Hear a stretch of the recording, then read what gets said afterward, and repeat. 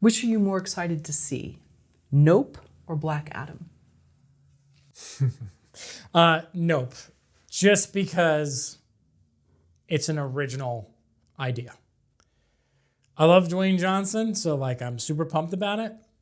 But Nope, original concept will win all the time for me.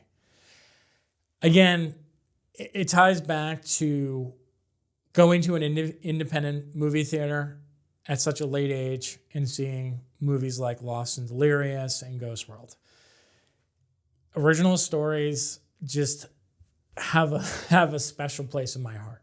And as much as I love the spectacle, if you kind of put them side by side and say, do you want to watch something that's original or do you want to see something that's connected to a known franchise?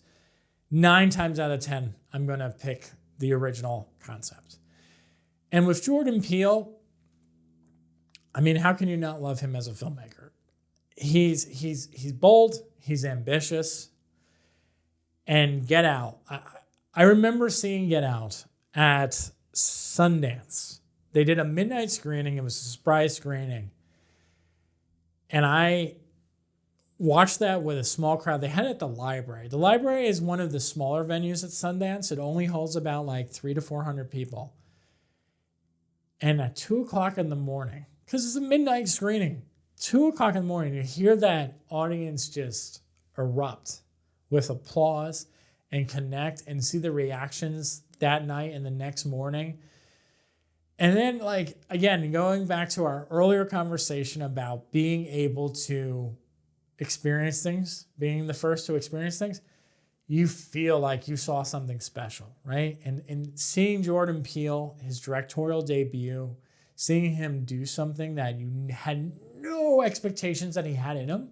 Like, who expected the guy who was on Key and Peele to make a horror movie that had so much depth and like made so many white people uncomfortable, right? I mean, like it was so funny reading a lot of my white colleagues' reviews of that movie. Like everyone was like, he really understood. Like it was like, he really made me feel uncomfortable. And like everyone trying to act like they understood Black culture at that point. It was so hilarious. And then, you know, Jordan Peele took the second movie, oh my God, what was the second movie? Us, to South by Southwest. And I remember seeing that, and the first 2 acts of that movie worked really well. And I was really disappointed with the last act. I didn't think that movie really was on the same level as Get Out. But this looks like it's in a totally different direction. I have no idea what this is. It looks like it's a sci-fi comedy. And every trailer, like, it has elements to it where I'm kind of like, this is either going to be like a complete train wreck or this is going to be like one of the best movies of the year. And I really can't decide because there's just things in the trailer that you're watching this and you're like, what's happening? There's cows up here flying. Okay, like, is this Twister? And then you're like sitting there and then you have like kind of like the social commentary down on the ground there. And I'm like, this looks brilliant. So Universal definitely knows what they're doing with him. And I'm so glad that they signed on to the Jordan Peele roller coaster ride, because I don't know if audiences are quite know what they're expecting with this one. I don't think any of us know. So I'm very curious to see it.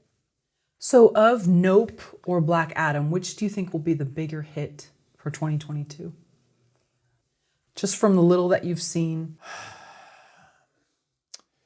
It's hard to say because you have Jordan Peele has such a name behind him because those 2 movies were such massive hits that I almost want to say that that's going to be bigger. But there's the uncertainty there, right? The thing about comic book movies is that you already have a built-in audience that are going to see it. And Dwayne Johnson is arguably the biggest movie star in the world. And like, he sells movies. He's like Tom Cruise, right? He sells movies. People know who Dwayne Johnson is. They go to movies because Dwayne Johnson's in it. Just like people go to Tom Cruise movies because Tom Cruise is in it. Top Gun was a success, not because it was a Top Gun movie, but because it was a Tom Cruise movie. So, I mean, it's a good movie regardless, but I'm just saying, like, that's the reason why butts went in seats, because of Tom Cruise. So it's really hard, because I do feel it depends on the reaction of Nope from critics and audiences to dictate whether that's going to be the big movie or Black Adam. So right now, I'm going to say Black Adam, just because it's the safer, because it has a 2 for 2. It has the superhero element, and it has Dwayne Johnson, where I feel like Jordan Peele has the name, but it also has that original idea that can go either way. What are your 5 most anticipated movies for 2022? We're halfway through. We are halfway through. Well, it's not Avatar.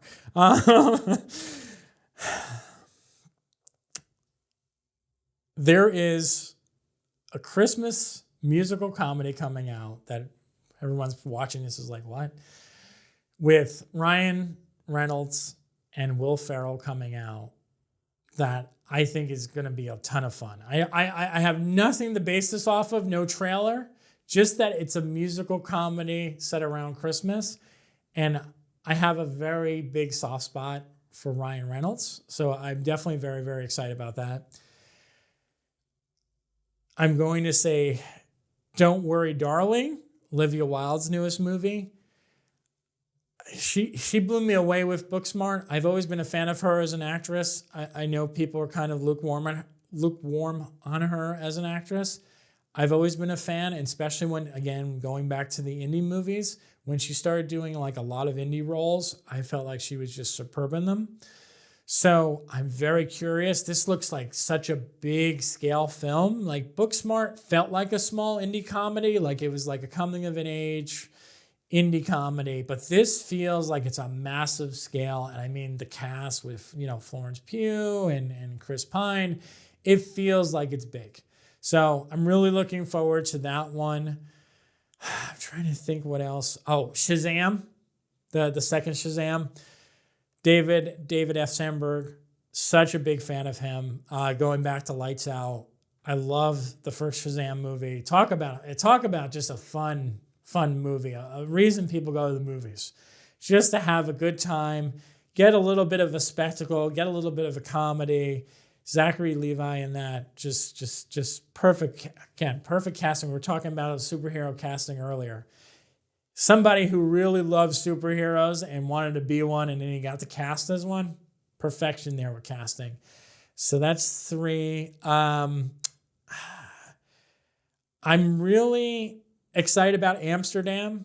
I know that people are a little bit hesitant on that because of the director, but I think that's one of those ensemble pieces that is going to have a lot of great performances in it and is going to have a really good story. And then I guess, I mean, how could I not say the Martin Scorsese movie, right? The Killers of the Flower Moon. Like, it's Scorsese and Leonardo DiCaprio that has worked in the past. So I'm pretty sure it's going to work again. And I'm gonna sneak another one in. I have to say Babylon. I can't believe I forgot about Babylon. Damien Chazelle's latest with Margot Robbie. Cannot wait. I saw a small teaser for it at CinemaCon. Totally up my alley. Totally excited for it. How would you rate the movies of 2022 to previous years? Ooh, that's... Truthfully, I don't know if the industry has fully recovered since 2020. There's definitely been some bright spots this year. And there has been some real signs of hope at the movie theater. But blockbusters this year, so far, outside of Top Gun Maverick, I'm not really feeling them. I'm really not.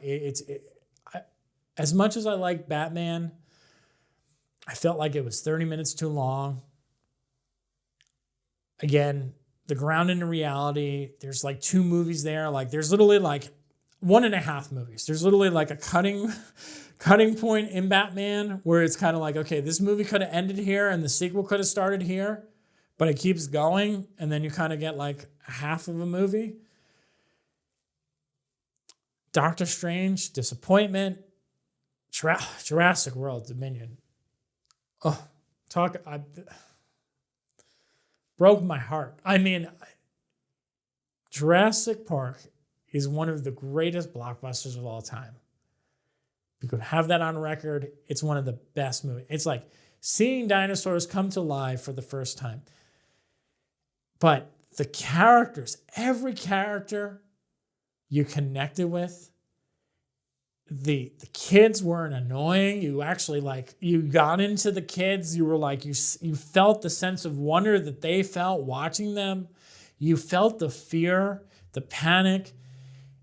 It was like the ultimate blockbuster. You couldn't look away from that movie. And it's amazing how 25 years later, you can still watch that movie and it holds up. And Steven Spielberg, really one of his crowning achievements as a filmmaker. And Jurassic Park Dominion, 100% one of the most disappointing, if not the most disappointing movie that I've seen in 2022 so far. They had all these great trailers leading up to this movie, which threw in the legacy characters. You got all these characters back from the original movie. You're like, oh my God, this has this great story to build upon about we're gonna finally see dinosaurs and humans living together. That's what we've been promised. And it just goes back and does the same thing over and over again. And the characters have not a single brain cell in their freaking heads. It's just a dialogue, terrible editing.